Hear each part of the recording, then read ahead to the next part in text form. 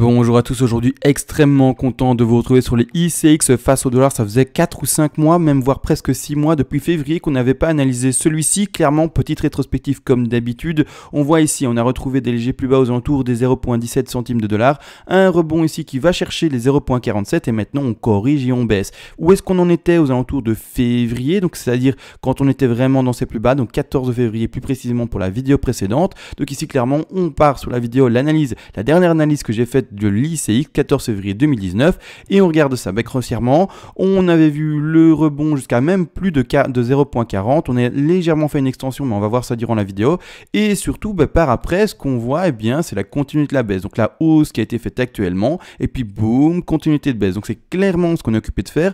L'analyse faite il y a plus de 6 mois est vraiment très propre et très content, bien entendu, de la faire. Donc finalement, de faire aujourd'hui un suivi de cette analyse. Donc ici, clairement, on continue à baisser et on attend des plus bas comme vous le voyez. Donc ici clairement 14 février rebond et rechute. Donc ici clairement on repart au 14 février rebond et rechute. D'accord, donc c'est clairement ce qu'on avait identifié et je suis très content encore une fois du travail précédent. Ici également je suis assez content également parce que du coup j'avais beaucoup pris le temps de faire les sous-vagues 1, 2, 3, 4, 5 pour revoir les prix à atteindre. Et d'ailleurs en vidéo ici, si on agrandit légèrement, on a vu au moins les 0,40 centimes de dollars malgré le fait qu'on était d'office dans une extension de C. Donc c'est à dire ici quand on regarde bien entendu cette chose-ci, il faut comprendre que ce qui est en rouge, donc là je vais remettre en retrait les vagues bleues, ce qui est en rouge, donc la A, la B et la C est en extension. Les objectifs classiques de cette ABC, il faut les savoir, c'est 161,8.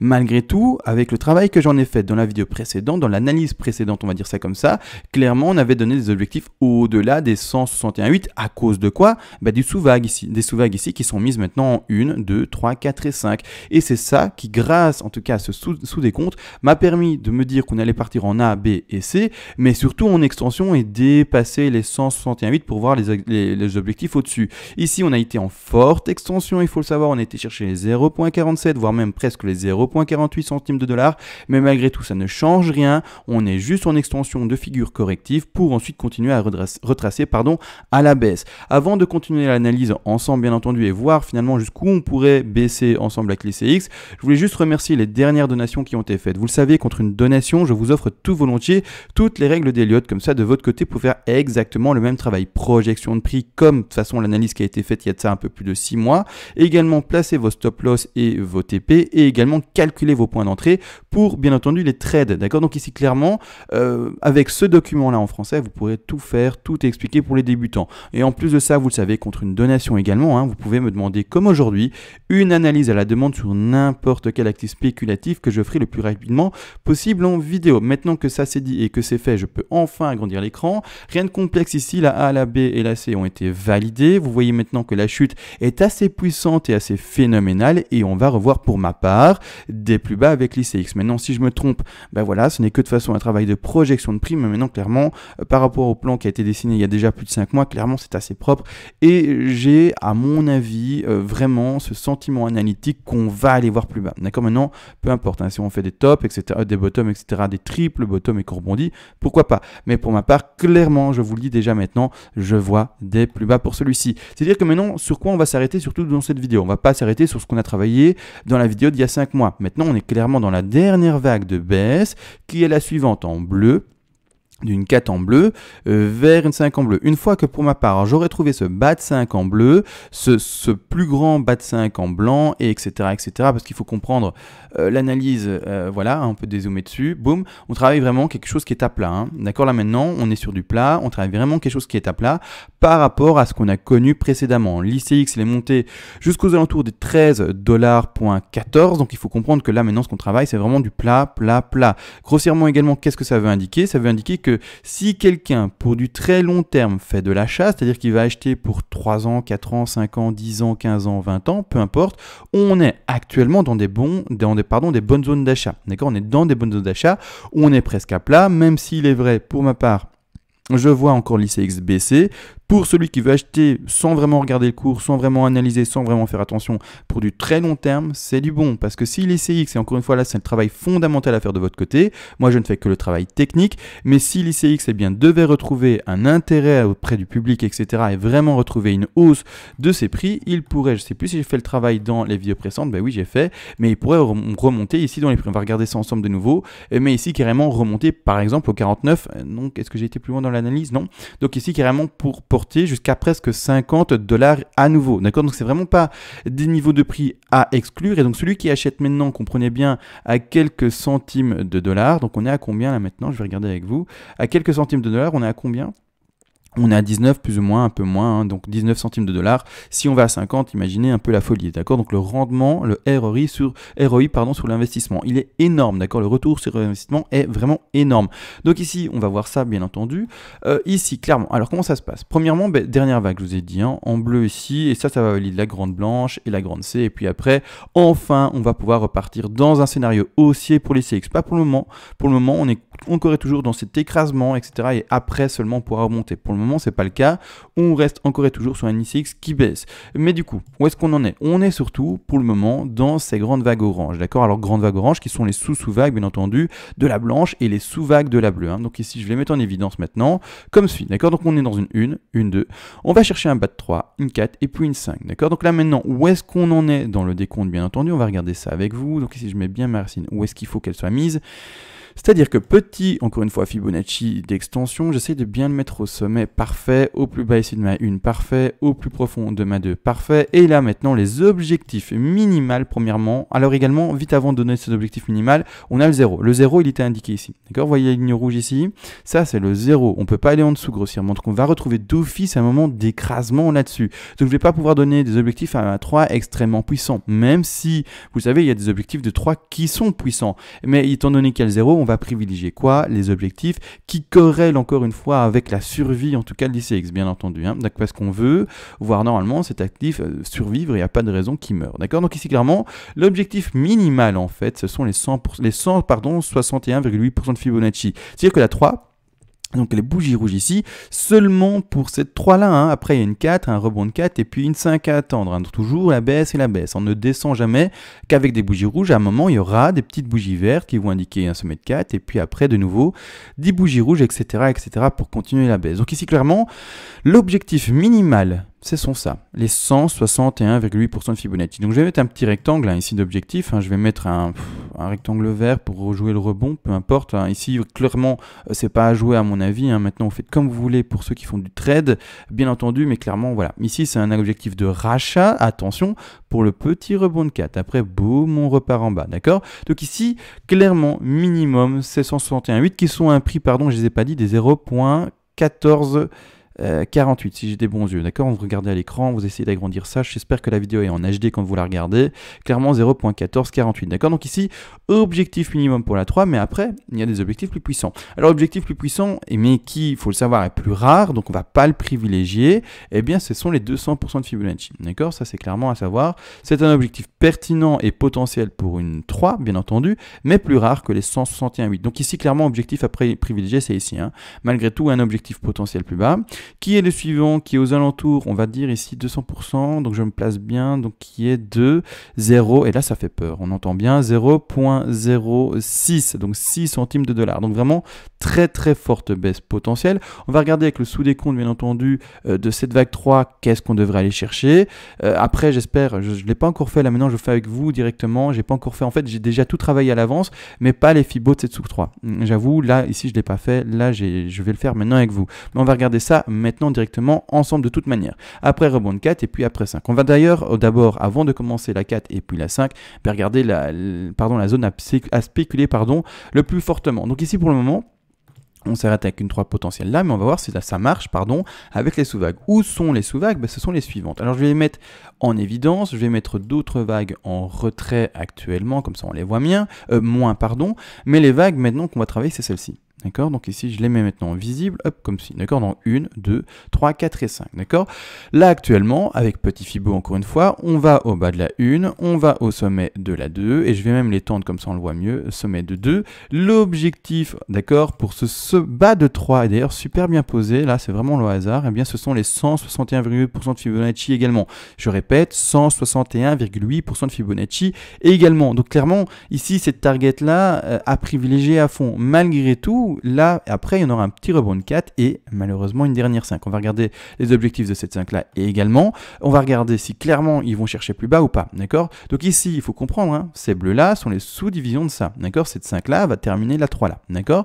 Donc ensuite, rebond de 4. Alors, on a fait surtout ici, allez, de manière visuelle, j'ai l'impression qu'on a fait quelque chose de puissant. Je vais prendre quand même mon Fibonacci pour être sûr et pas inventer des choses. On a été chercher un 76,4% de Fibonacci, une 2 extrêmement puissante. Donc dans ce cas-là, il faudra privilégier une 4 qui est faible, c'est-à-dire une 4 qui va chercher les 23, 6, 38, 2 et non pas les 50, ou en tout cas les 56 doivent se faire, sont rares, en tout cas par rapport à la configuration qu'on a. Donc on va plutôt privilégier un 23, 6, 38, 2, c'est-à-dire que quand je vais mettre mon Fibo, je vais partir au bas de 3, spéculer ici, je vais le placer ainsi, et maintenant c'est parti. Ma 4 ici en bleu, soit 23, 6, c'est-à-dire la baisse qui continue, on retrouve notre point de rebond ici, puis boum, on va chercher la 4 à 23, 6, c'est-à-dire un rebond aux alentours des 25 centimes de dollars, voire même 38,2. D'accord? Je vais le poser actuellement à 38,2, c'est vraiment le scénario moyen, c'est-à-dire qu'on irait rechercher ici les... ça modifie tellement peu que finalement, j'ai dit 25, excusez-moi, non. Les 23,6% de Fibonacci ne vont pas chercher les 25, ils vont chercher, pardon, les 0,21 centimes de dollars, et par après, si on devait aller plus précisément au 38,2, là au contraire, ce sont les 0,25, excusez-moi, erreur de lecture. N'empêche, on va partir sur, comme dit, le scénario moyen, le scénario vraiment le plus classique, donc un 38,2 pour une 4. De ce fait, maintenant, je retire ce Fibo, et enfin, on va regarder cette 5-ci, d'accord? Encore une fois, c'est un travail à faire journalièrement. D'accord, de votre côté, si vous voyez que tout s'écrase, le travail se fait également avec un report, d'accord, etc., etc. Maintenant, moi, je le fais avec une spéculation à l'avance, sans avoir réellement le cours dessiné, et donc il faut comprendre que ce que je fais maintenant, vous pouvez par après le faire avec les vraies bougies qui sont dessinées, bien entendu, d'accord, même si la spéculation est propre, que vous voyez avec le temps, avec les 6 mois qui ont été déjà effectués, c'est plutôt propre, n'empêche, on le fait encore et toujours avec les vraies bougies dessinées petit à petit. Donc finalement, c'est un travail journalier, voire même si vous n'êtes pas journalier dessus, à faire une fois par semaine, prendre le graphique, regarder comment il a évolué, décompter, etc., mais au moins une fois par semaine. Donc ici, clairement, on est parti pour un bas de 3, un rebond enfin de 4 qui a été posé, et enfin, maintenant, du coup, si j'arrive à le placer, on va regarder notre bas, bien entendu, avec 4 là, ici, notre bas de 5. Les objectifs d'une 5, je les rappelle encore une fois, sont les 100, dans ce cas de figure-ci, précisément, les 100% de Fibonacci, les 161,8% de Fibonacci, et les 261,8% de Fibonacci. Vous l'aurez compris, si on part dans ce scénario-ci, clairement, le crash, et vous le voyez, d'accord, donc d'ailleurs je vais retirer ici cette verre-là pour qu'on ne soit pas, en tout cas, gêné, mais clairement, ici, le crash a l'air de vouloir partir profondément et puissamment. Donc même si pour ma part, je voulais être plutôt optimiste et voir ici un crash qui irait chercher les 0,14, clairement, avec les objectifs de cette 5-là, qui vont chercher normalement les 100% de Fibonacci objectif minimal. Donc je vais relaisser ça là, d'accord. Cette target-là, c'est la target majoritaire pour la 3, d'accord. Donc on avait 2 targets, mais ici c'était la deuxième, il faut se rappeler. Donc ici clairement, l'objectif de cette 5-là, c'est ici, les 100% de Fibonacci, d'accord. Après, on a également les 161,8, mais là, ils écrasent le 0. N'oubliez pas, le 0, c'est la ligne rouge qui est indiquée ici. Je vais mettre en plus épaisse, comme ça, on la voit bien, d'accord.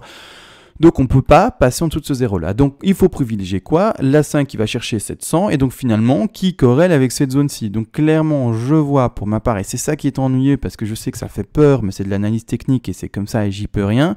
Mais clairement un cours qui continue à descendre jusqu'aux alentours des 0,8 et ici légèrement en dessous des 0,6, presque 0,7. Donc clairement ici une zone de rebond tout à fait potentielle bien entendu, mais surtout par après.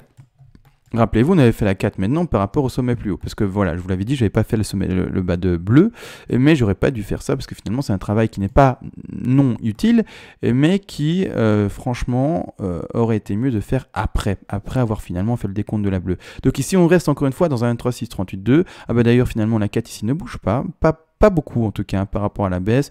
Grossièrement oui c'est ça, ça change pas grand chose. Tant mieux finalement. Donc ici on part sur une 4 d'ailleurs, ici on va regarder. Ah mais non, excusez-moi, j'ai fait la sous-division de la 4 ici en bleu, donc c'est pas grave finalement. On n'avait pas encore fait pardon la 4 en orange, excusez-moi, pardon, j'espère que ça va bien. Hein. Donc ici clairement on avait fait une 2 super puissante, donc c'est-à-dire que la même chose, même travail, 23, 6, 38, 2, encore une fois on va partir sur un 38, 2, donc je rappelle les rebonds potentiels de cette 4 là en orange sont un retour aux alentours des 0.16 et par après un retour aux alentours pour les 38,2 ici des 0.22. Encore une fois, on va partir dans un scénario moyen, d'accord, vraiment un rebond assez puissant et assez intéressant pour cette affaire-ci. Encore une fois, on spécule le rebond aux alentours des 0.069 et légèrement plus haut des 0.08, d'accord, donc ici clairement, d'accord. Hop, je retire celui-ci et je retire celui-là, comme ça il n'y a pas trop de rectangle à l'écran. Une fois que le rebond a été reconnu de la 4, on termine enfin la dernière vague de baisse. Alors là, ça y est, on est enfin dans la 5. Là maintenant, je m'attends clairement à faire une tronquée, peut-être pas une tronquée, mais c'est-à-dire une 5 qui ne parvient pas à ses objectifs. Pas tronquée, mais qui ne parvient pas à ses objectifs. On va regarder ça ensemble. Je place mon sommet, je vais à ma 1, ici, sommet de 2. On va chercher, dans ce cas-là, regardez, si on va bien chercher ce bas de 3 là, on va chercher les 200% de Fibonacci. Vous voyez, donc ici, c'est clairement ça, c'est assez propre par rapport à tous les objectifs en bleu, etc. Donc par après, on prend notre Fibo, on place là ici aux alentours des 0.21, 22, là on spécule le sommet de 4 actuellement à 0.38, n'oubliez pas si c'est à 0.23, il faudra remettre son Fibo plus bas, à 0.23, d'accord, donc ici clairement on le met actuellement sans aucune bougie à l'écran à 0.38, donc c'est-à-dire ici aux 0.22 centimes de dollar. Maintenant les objectifs comme dit, de cette 5 là, minimum sont les 100% de Fibonacci, d'accord? Et c'est ça qui fait très peur. Voilà, je vois avec vous, je vois les prix se dessiner à l'écran et je dis waouh, c'est vraiment bas, c'est-à-dire que le crash, clairement pour les altcoins, ou en tout cas en l'occurrence ici pour l'ICX, ça peut être la même chose pour beaucoup d'autres altcoins, bien entendu, mais comme je vous le dis, chaque analyse doit être particulière et individuelle pour chaque crypto. Il y a des cryptos qui pump et il y a des cryptos qui s'écrasent. Ici, l'ICX, je suis désolé, de toute façon, il n'y a pas de ça, il n'y a pas de sentiment. Finalement en analyse, mais clairement je le vois s'écraser. C'est-à-dire que clairement l'objectif ici ce sont les 100% de Fibonacci, d'accord, ce sont les 100% de Fibonacci ici pour cette dernière 5, d'accord. Alors également on peut faire comme d'habitude potentiellement des tronqués, c'est-à-dire des choses qui ne vont pas chercher les objectifs, qui ne vont même pas au-delà bien de l'objectif de 3, qui irait chercher par exemple à 61,8, mais ce n'est pas un objectif de 5, il faut le savoir, en tout cas dans ce contexte-là.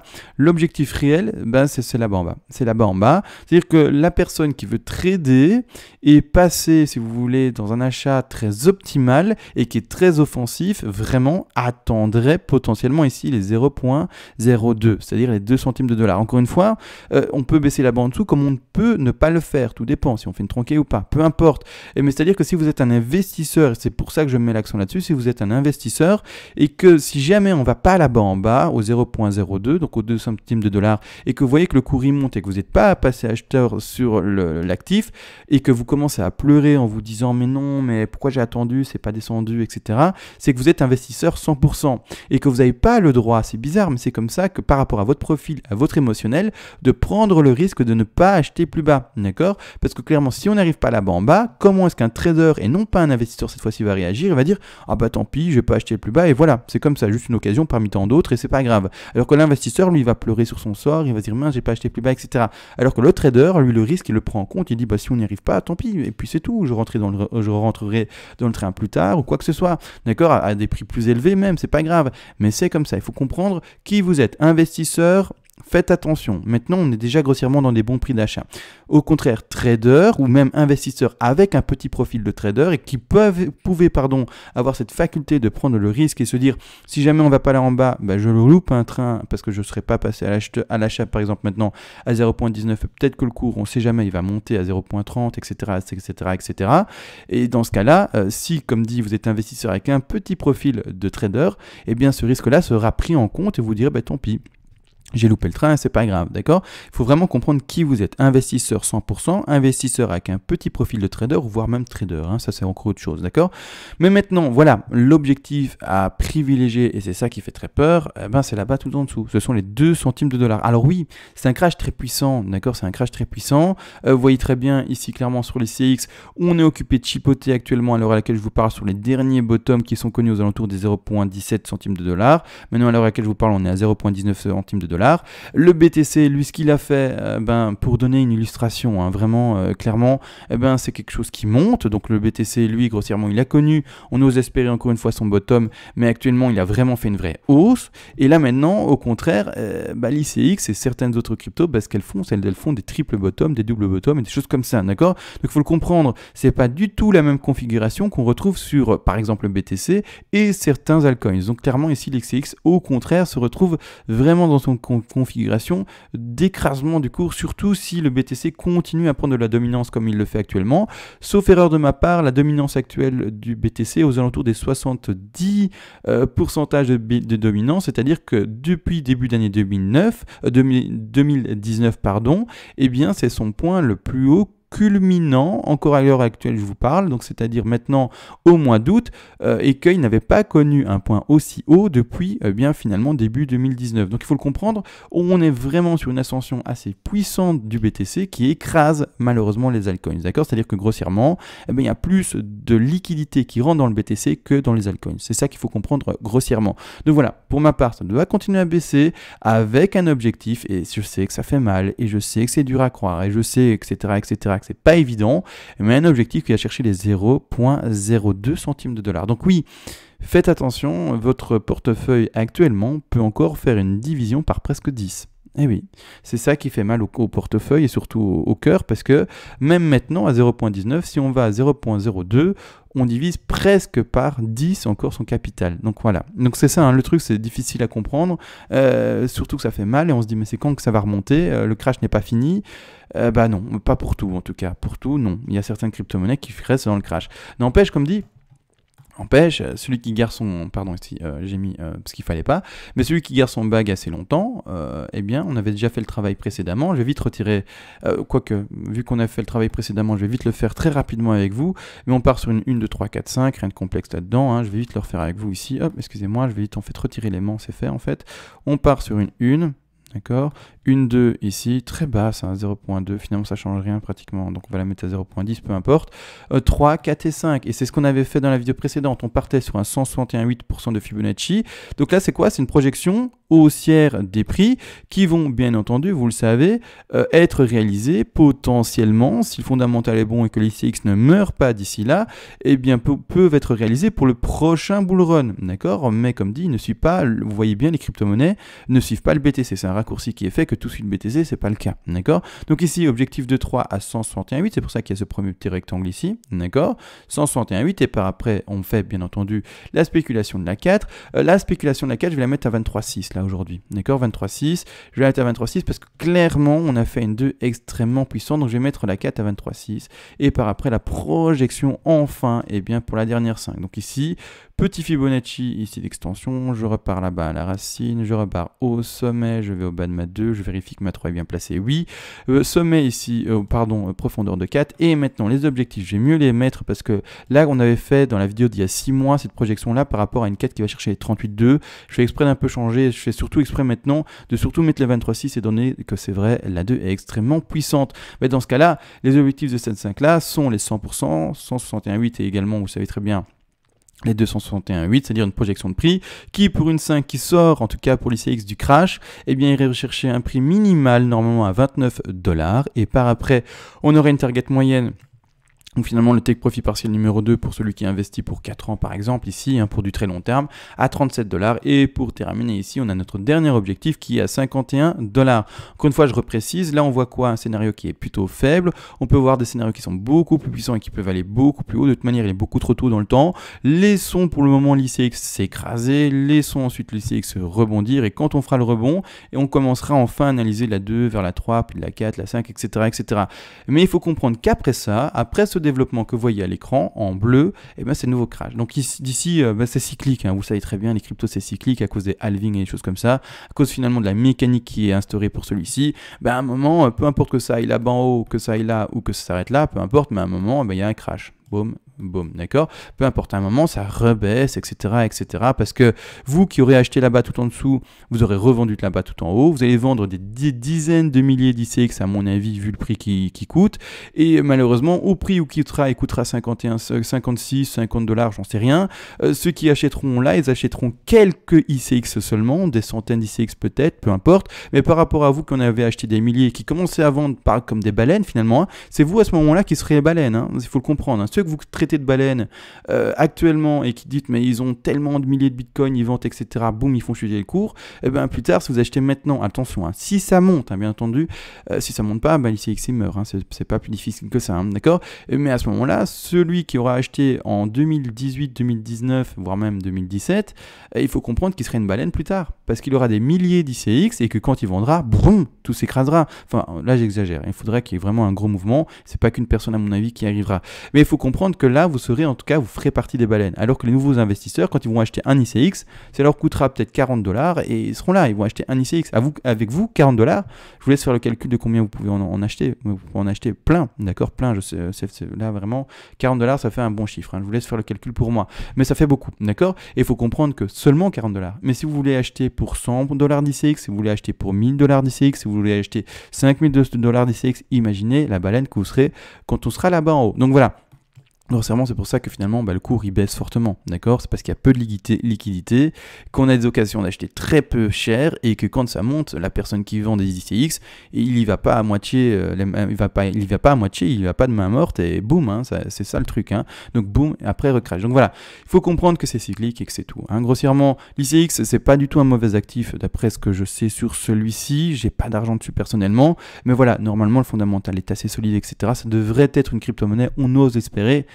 Qui continue à survivre. Donc voilà, on a tout vu pour celui-ci. Grand merci à la donation qui a finalement pu enfin refaire une analyse de l'ICX après plus de 5 mois de non-analyse de celui-ci. Donc finalement content de voir que le plan d'écrasement du cours finalement continue à s'effectuer. Maintenant, il ne faut pas mal prendre le fait que le cours baisse. Ça peut être également une très bonne nouvelle pour ceux qui veulent investir dans cette crypto-monnaie-là et qui disent que clairement, en fait, c'est une bonne opportunité pour en acheter plus. Donc tout dépend dans quel point vous êtes. Si vous aviez acheté très haut, par exemple à 8 $ pour donner un chiffre exactement, pour donner un exemple, et que vous êtes piégé là-dedans, vous dites non, mince, ça va encore s'écraser. Là, vous le prenez mal. Mais au contraire, si vous êtes vraiment un investisseur qui attendait un point d'achat, vous vous dites tant mieux, continuez à descendre, comme ça j'achète encore plus. Vous voyez, tout dépend du côté que vous êtes. Soit c'est une bonne nouvelle, soit c'est une mauvaise, mais bon, voilà, je peux rien. D'accord? Sur ce, on a tout dit réellement. On se laisse encore une fois un grand merci à tous et ciao.